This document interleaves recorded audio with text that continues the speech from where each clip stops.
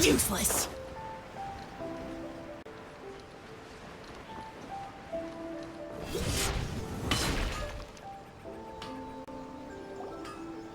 We've made it to Amenoma Smithy. Ah, it's been a while. Of course. Go ahead. Oh. Now there's a question I wasn't expecting. Very well. I'll tell you what I know once more. The once renowned Raiden Gokuden, comprised of 5 branches. Amenoma, Futsu, Ishin, Hyakume, and Senju. The art of forging practiced by these 5 clans was first taught to them personally by the almighty Shogun. Over time, the 5 branches diverged from one another as generations of bladesmiths honed and perfected their craft until they became 5 distinct traditions. Most of the great swordsmith clans of old have since fallen into decline, and for a long time, only the Amenoma branch kept its art alive. But fortunately, Kaedehara Kazuha recently returned to Inazuma and took up the mantle of the Ishin art. Now, 2 clans remain of the original Gokuden 5. If my memory serves me right, you yourself were present when he forged the Ishin blade. Oh, yeah, we were. Paimon remembers that now. We learned a bit about the decline of the Raiden Gokuden then, too. It seems like such a shame. That, my friends, is a tragic tale indeed. In fact, this was not made known to me for most of my life. All these years, I knew of those great clans' demise, but never the cause. Only recently, when the question was on my mind, did I ask Kaedehara Kazuha about this. He told me that, as we are both heirs to a branch of the Raiden Gokuden, it was right that I should know the truth. There is no harm in telling you, but I must warn you. It is a dark and sorrowful tale. The Raiden Gokuden were the targets of a murderous rampage by a vengeful bladesmith. Vengeful? Why? 400 years ago, so I'm told, there was a catastrophic malfunction in Tatarasuna's furnace. One brave swordsmith heard the commotion and chose not to flee, but he rushed to the scene, hoping to prevent a disaster. Tatarasuna was home to a state-of-the-art forging and smelting operation in that day, and overseeing it was the armory officer. His surname was Niwa, though he had family ties to the Kaedehara clan. Knowing that they had just one chance to save countless lives, Mr. Niwa and the swordsmith leaped together into the furnace. The furnace quickly stabilized, but neither of them made it out. The smith's death, though heroic, dealt a devastating blow to his family's fortunes. His orphaned son was left to fend for himself, and grew up deeply resentful at the world. In his heart, the whole of Inazuma was culpable in his tragedy. He hated the almighty Shogun for her apparent indifference towards his father's death, and he hated everyone who had done nothing to try and save him. Powerless and destitute, the only legacy he had to pass on to his children was his hatred. Generation after generation bore this grudge, living in utter misery. Alas, if only the story could have ended there. But 100 years ago, the then head of this family reached the end of his wits. He could bear their fate no longer, and yet he could do nothing to change it. Finally, he made a drastic decision to take revenge on the Raiden Gokuden. In doing so, he sought to vent his pent up anger and shake the very foundations of Inazuma's forging industry. In his fury, he murdered indiscriminately, killing even bladesmiths from the Hyakume clan which he belonged to. His goal was absolute, the devastation of all of the Raiden Gokuden.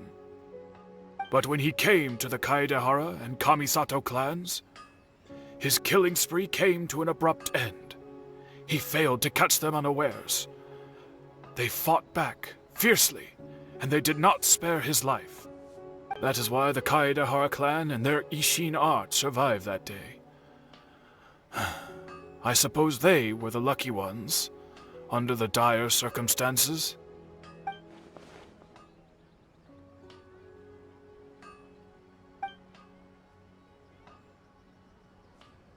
Was there anything else you wanted to ask? Kazuha? Why, yes. Just yesterday, in fact. We spoke for a while over some tea. He seemed well.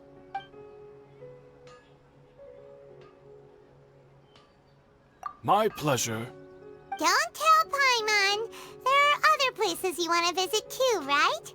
You're on to the next stop. Lead the way, traveler. Paimon will be right behind. How can I improve my color? Okay. Unrelenting patience now.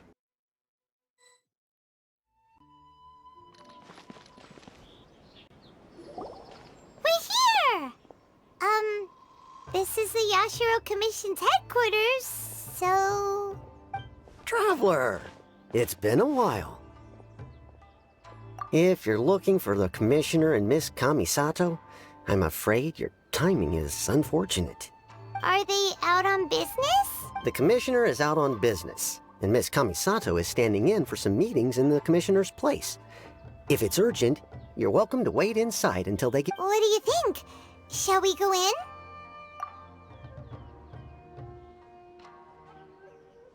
If it were anyone else, I couldn't allow it. But seeing as you're so close with the Commissioner and Miss Kamisato, I think it should be okay. We'll be heading in then. Thanks! Hello, dears. Is there something you want to Of course, traveler. Yes, I know who you are. Miss Kamisato has told me about you. What would you like to know? Oh, they're both very well indeed. Lately, Miss Kamisato has been rather busy attending all kinds of meetings and occasionally paying visits to some local organizations on the Commissioner's behalf. As for the Commissioner himself, well, you know, busy as ever. That much hasn't changed. Although he does seem to be in a rather good mood these days. So pretty much business as usual on the Yashiro Commission, huh? Very much so.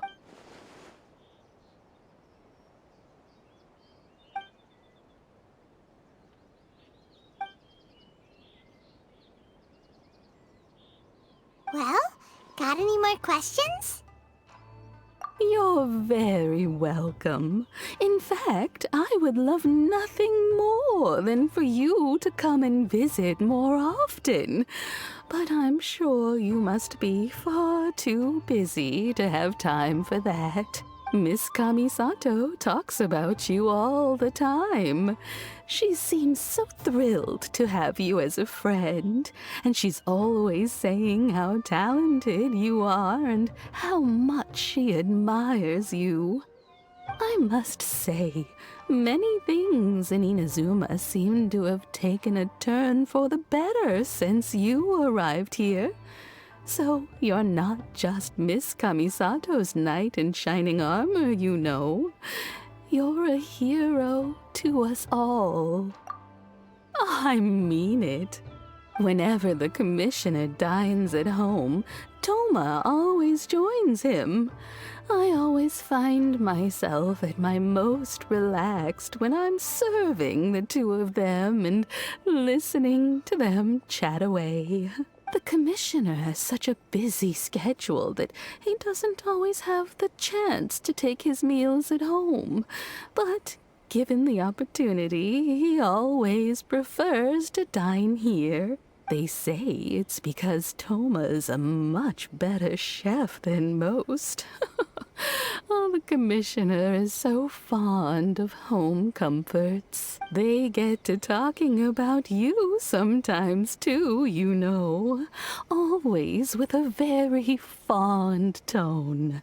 The way one would talk about dear old friends around whom one can truly be themselves. Miss Kamisato occasionally joins them as well. Whenever the whole family gets together and they start talking about people they've met and experiences they've had, you always get a mention. It's been many years now since the late Mr. and Mrs. Kamisato passed away. Much has happened in the Kamisato clan in that time.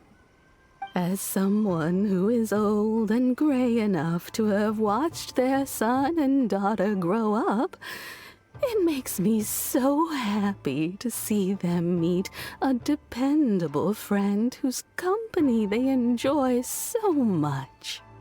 So, in the future, if you ever do have the time, please know you are always very welcome at the Yashiro Commission headquarters. There will always be at least one old lady who would be delighted to have the pleasure of your company. Wonderful. Thank you. Paimon likes it here too. Also, you were saying something about the food here being really great. Paimon's itching to try it. We may just have to invite ourselves around for dinner sometime. Paimon meant we should come pay a visit again real soon. Ideally around dinner time. Of course. Alright, goodbye for now. We're, great. Goodbye, ma'am. Don't worry, we'll see ourselves out. All right, then. Take care now. Hope to see you soon. Oh, are you two leaving already? Yep, everything's taken care of now. Don't worry. Very well. Safe travels. Goodbye.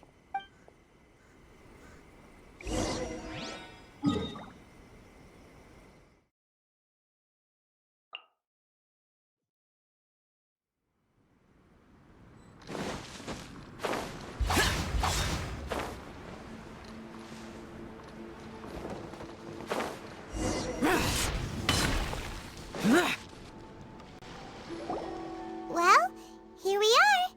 But what are we looking for? Something or someone? Do my eyes deceive me, or is that the traveler in Paimon? Xavier, what are you doing here?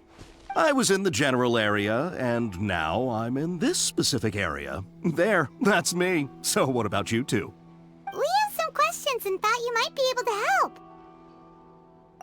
Certainly do. I've researched the furnace here in some depth. If there's anything you want to know, just ask away. Like the back of my hand? Make no mistake, I have been here a good many times before. Not only that, but I've met people in Inazuma whose families used to live in Tatarasuna years ago. They said it's all true, the history here. Oh, well, it's a long story, don't you know? The tale of Tatarasuna starts a long time ago. I'm told that its history is one of the most foremost forging and smelting operations in the nation, goes back around 1,000 years. Still, the furnace has had a couple of serious maintenance issues along the way. A couple? When exactly? One was just in the last few years, the other was several hundred years ago. A fun fact, I'm not the first Fontaine tech guy to come and work on it either. There was a guy back then too. They say he was a mechanic who consulted on a technology upgrade. It seems like the technological collaboration between our two nations goes back a long way. How about that? Hey, weren't you gonna ask Xavier Xavier something about Tatarasuna? Oh, I didn't realize you two were here for a history lesson. Me neither. Paimon doesn't know what's gotten into this one today. Feels like we've been preparing for a history exam or What brought this on? Did you just wake up today with a sudden burning Sure, go ahead. A kabuki mono? No, I can't say that I have. I do know the word, Inazuman for those eccentric types who always go around dressed to the nines. Just the sort of person that I'd like to meet, actually. But sadly, I've never had the pleasure, nor have I come across anything to do with a kabuki mono where Tatarasuna is concerned.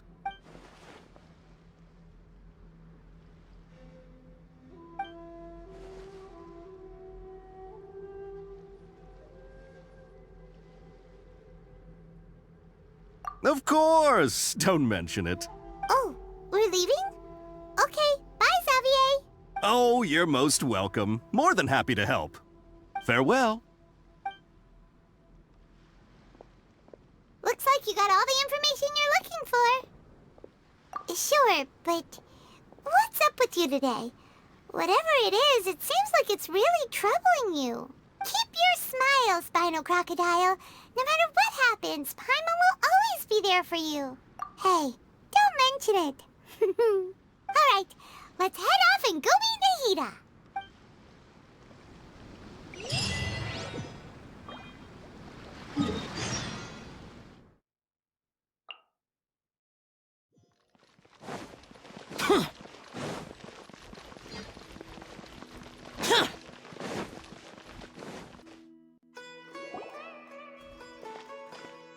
Hey, it's them!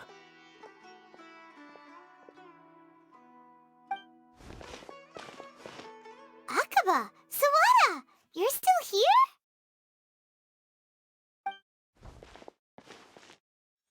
Indeed we are. If you have a moment, we'd love for you to join us. We have time. What do you want to talk to us about? It's the same topic we discussed last time. Obviously. Still looking for more info about Tatarasuna, huh? Should we join them? Unfortunately, we haven't made any real progress. Huh? Oh, of course.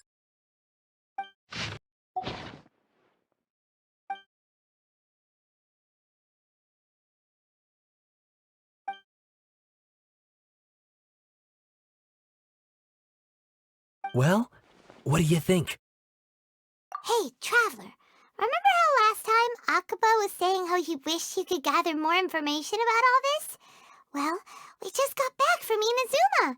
So how about we tell them what we learned? What did you find out? Something big? It's a long story. Basically, we have some friends in Inazuma, and... Wow, so many new details. Thank you so much for sharing that with us. Well, well. So it all comes down to one man's desire for revenge. Huh. You heard this from a member of the Armanoma clan, you say? Then I guess it must be true. Ugh. So there's no ghost story here after all. This new information actually lends further credence to my hypothesis. Evidently, swordsmiths were seen as having an incredibly prestigious role in society those days, to the extent that harming them was conceived of, at least by the perpetrator, as a way of exacting revenge against those in power. Yes, okay, point taken, you were right. But that doesn't mean I can't carry on with my novel. And they're back at it. These guys are really into this. Oh, so sorry. Look at us, prattling on about our projects and ignoring you. Thank you so much for the information. You're welcome. See ya. Keep us in the loop if you find out anything else. Will do.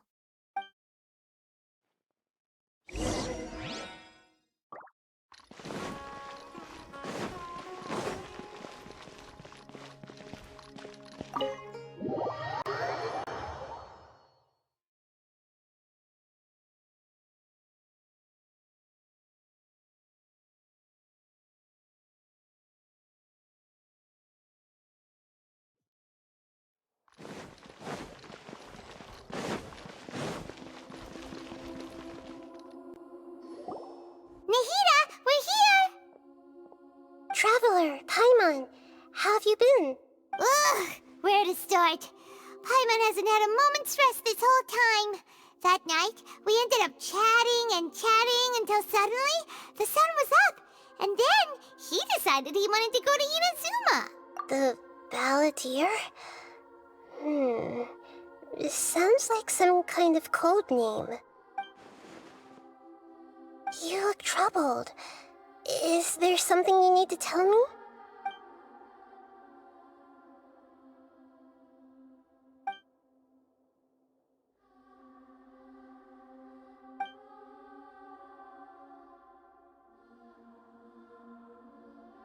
Traveler?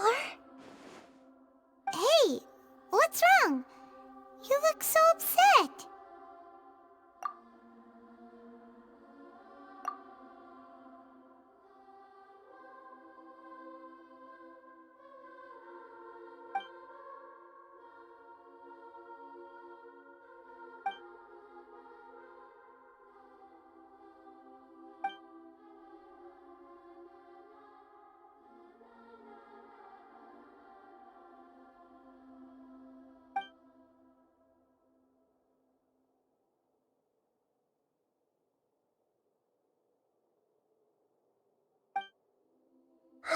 That's quite a story.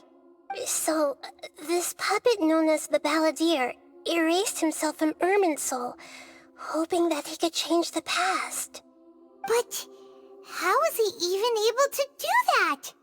As the Traveler said, he very nearly became Sumeru's deity. Admittedly, I remember it a little differently. I don't recall finding anyone inside the machine after we defeated it. Nevertheless, it does make sense. If someone were to successfully erase themselves from Irminsul, the world would change to reflect the new reality. So, you believe this person really existed, and we just don't remember him because... well, because he literally changed the world? Yes. Theoretically speaking, it is possible to do this. But I'm struggling to imagine the kind of person who would dare go through with it. The Traveler comes from a world beyond Tevat. That's why there's no information about him in Irminsul, and it also explains why any changes to Irminsul wouldn't affect him. So if there's anyone in the world capable of retaining memories from a past that has been rewritten, it's you. It's quite incredible when you think about it.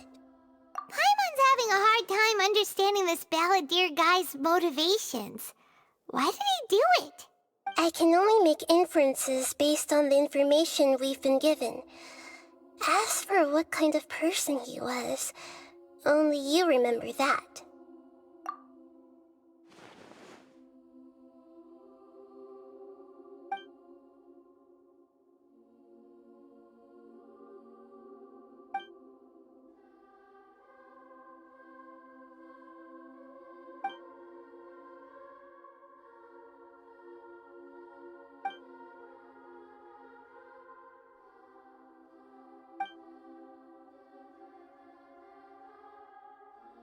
Something else worrying you?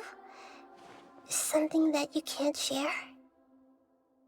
It couldn't change the fate of the ones who had died, right? Once the Balladeer realized he hadn't been betrayed after all, it must have completely changed his view of the people of Tatarasuna. Now he saw them as friends again. He couldn't keep hating humans after that. And if he thought there was a chance he could save his old friends, it would be hard not to try. The story makes sense, every part of it. The Balladeer tried to achieve godhood with the Doctor's help. He was unsuccessful, but retained the power to connect with Irminsul. That power then enabled him to change what was recorded in Irminsul and erase himself, even though he didn't have much strength left. Yeah, it does make sense, but it still ended in tragedy for his friends. It just feels so hopeless. He gave everything to do this, but it seems like he got nothing in return.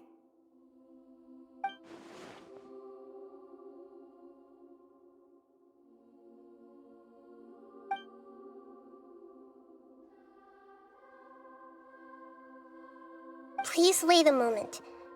I want to check something. Found it. This should be the one. It turns out that I have a strange way of confirming everything he has told us. What is it?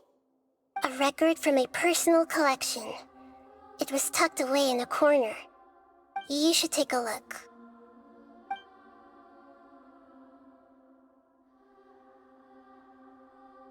Is this a fairy tale?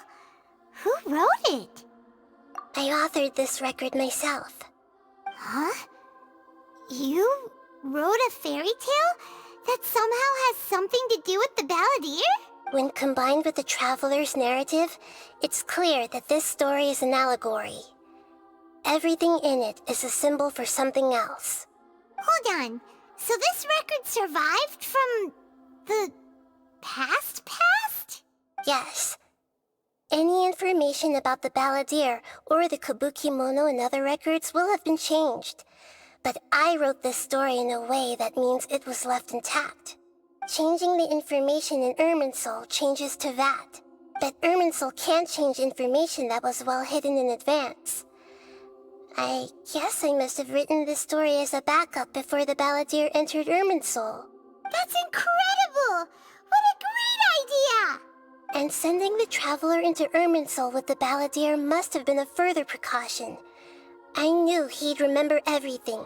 This story is abstract enough that it still resonates with the present information recorded in Irminsul.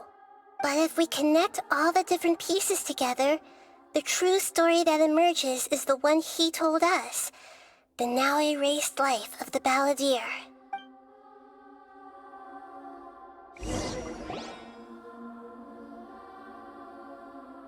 There was once a lone monster draped in fox fur.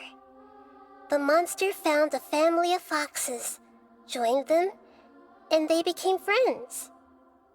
The monster lived with the family day and night, and everyone treated it as one of their own. Once in a while, the monster would take off its fox fur at night, and lament to itself as it gazed at its reflection in the water. I am a monstrosity, yet they are too foolish to see it. I pity them. But the monster soon found solace when another came to live among the foxes who was not their kin. A kitten, carved from the wood of a white tree, who had been abandoned by the humans. The kitten too wished to become a fox, but its tail was too slender, and it could not grow a coat of richly colored fur. Yet when the other foxes saw this, they spoke words of comfort to the kitten. Even without a tail and fur like ours, you are still one of us. Furious at this happy resolution, the monster lit a fire on the mountain. The terrified animals panicked as the fire spread. The only way to extinguish the flames was to make a sacrifice. A gray fox stood up and addressed the monster. It said, "You are the cleverest among us. Surely you can help us find a way to solve this." The monster smiled, led the fox toward the fire, and murdered it. The gray fox's heart was turned into a beautiful drop of water, clear, spotless, and pure. The monster gave the heart of water to the kitten, telling him, "The foxes have decided. You are the one who must be sacrificed. Take this, quench the flames, and die for your fox kin." The fire was extinguished, but the kitten lived. It left that side of the mountain and found a little bird who had a broken wing. The two promised they would spend their whole lives together, but the little bird did not have long left to live. It passed away soon after. After burying the bird, the kitten left the mountain for good. Never again would it cherish a single creature nor a single blade of grass that stood on that mountain. The kitten spent the nights wandering aimlessly, gnashing its teeth at the moon. How it wished to swallow the moon and devour the moonlight. If the world could only return to darkness, then it would finally be peaceful and content. I will become the new moon, the answer to everything. Then, no one will know that there were once birds, foxes, and cats in this world. And no one can know that they were different.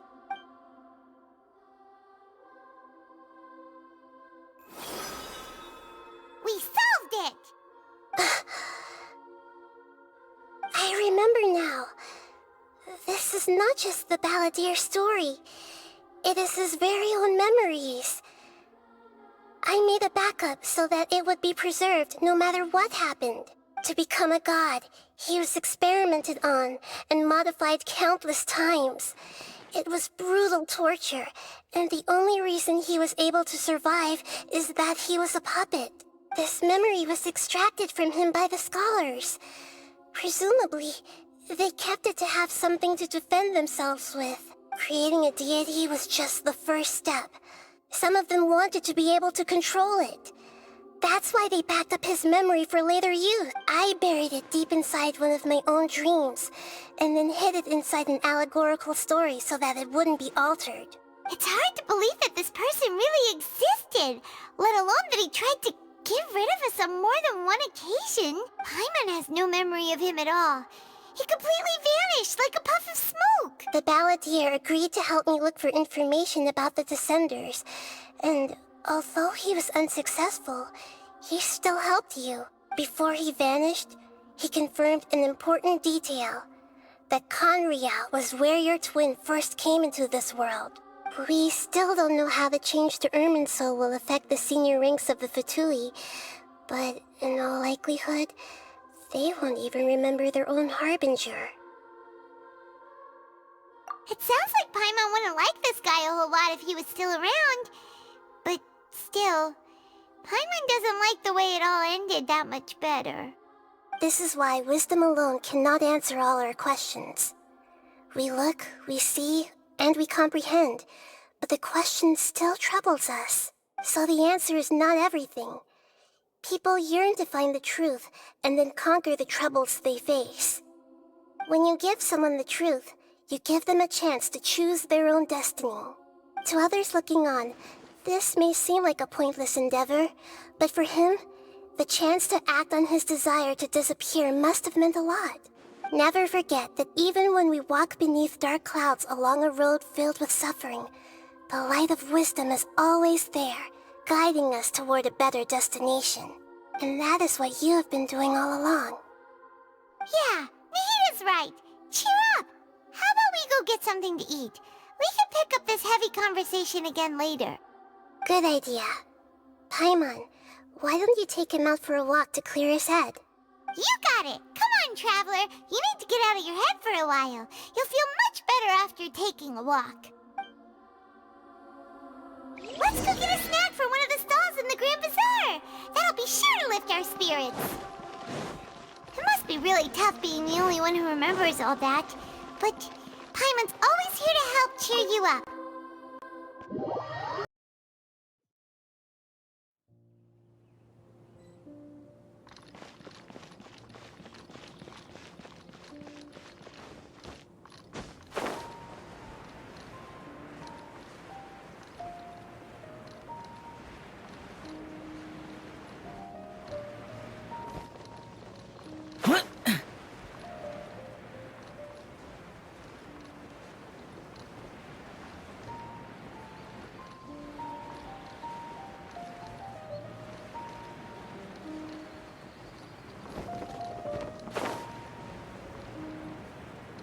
Worthless!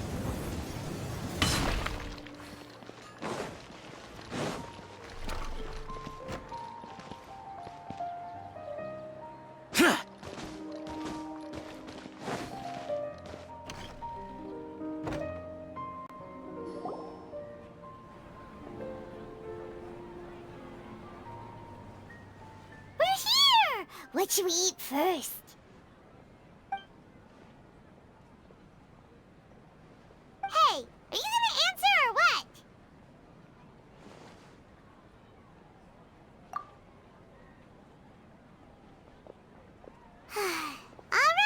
Whatever you want. Well, Paimon will be right here when you figured stuff out. Then we can get something to eat.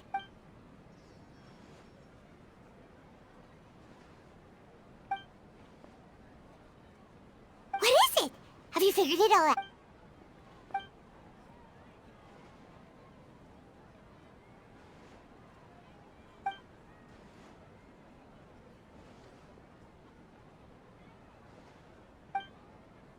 Why'd you jump up all of a sudden?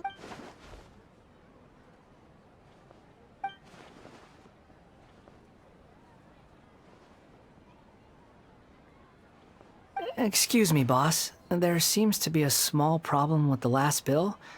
Look, here.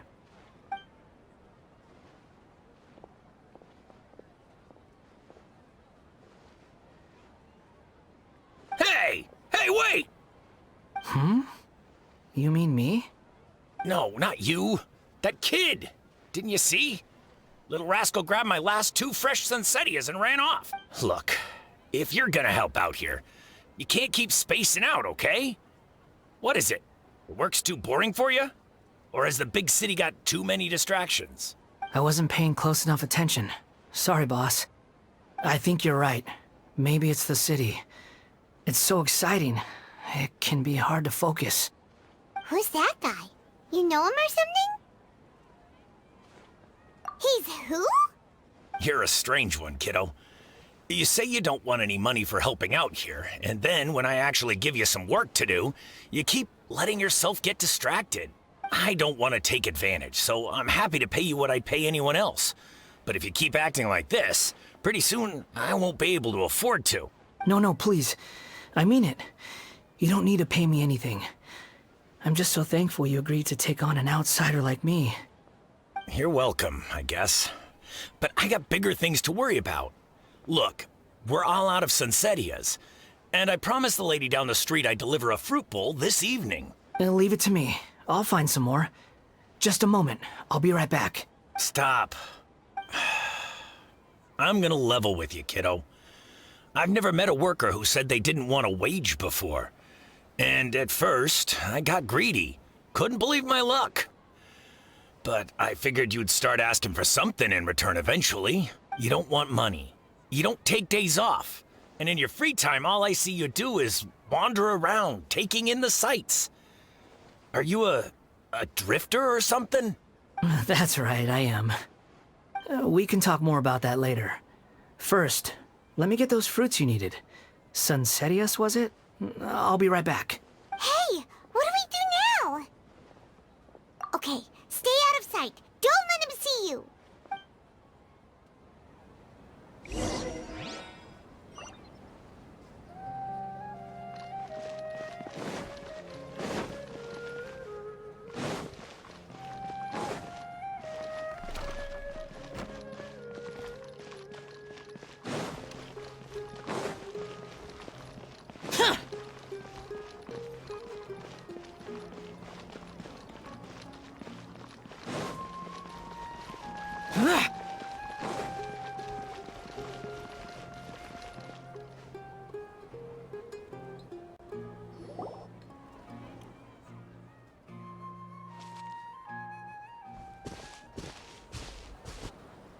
Yeah, this'll do. Even though you say he's the balladeer, what are we planning on doing? Stealing his Sunsettias? Oh, all right. This should be enough. Guess I should wash them before I take them back. Huh? You two over there. Is there something I can help you with? He spotted us. You've been following me all the way from the city. I'd have to be blind not to notice. Have we met before? No, we haven't met.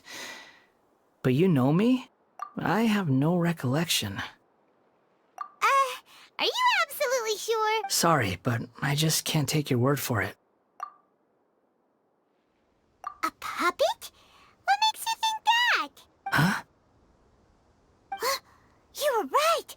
The look on his face. I guess you do know me after all.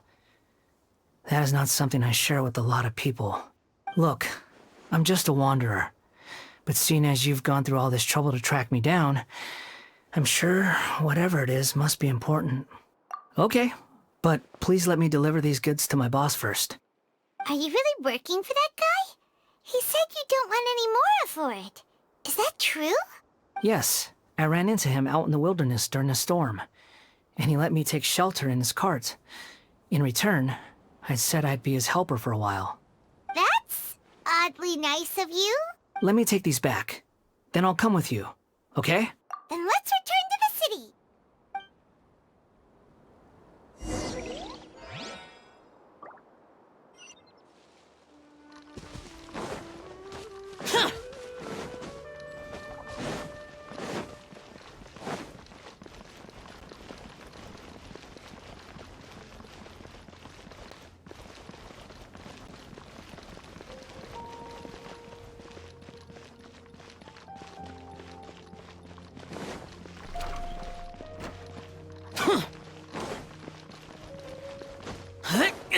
Useless.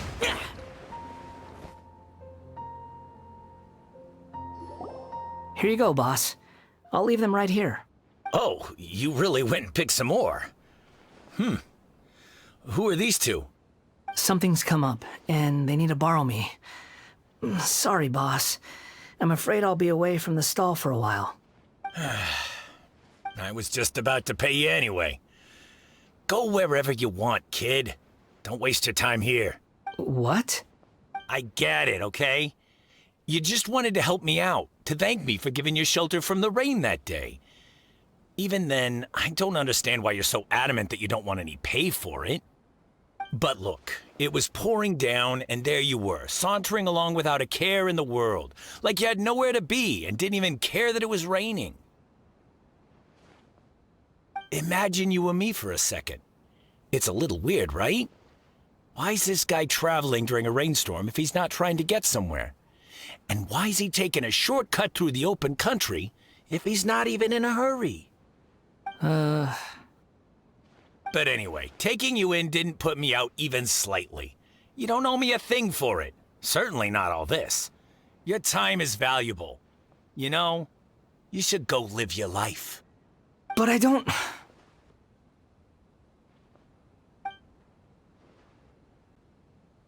No, you're right. Then I suppose this is where we say goodbye. Thank you again for taking me into the city. Don't mention it, kiddo. I've run into all kinds of characters over the years. I just hope you find your path. Thank you. All right, done. Thanks for waiting for me. We can go now.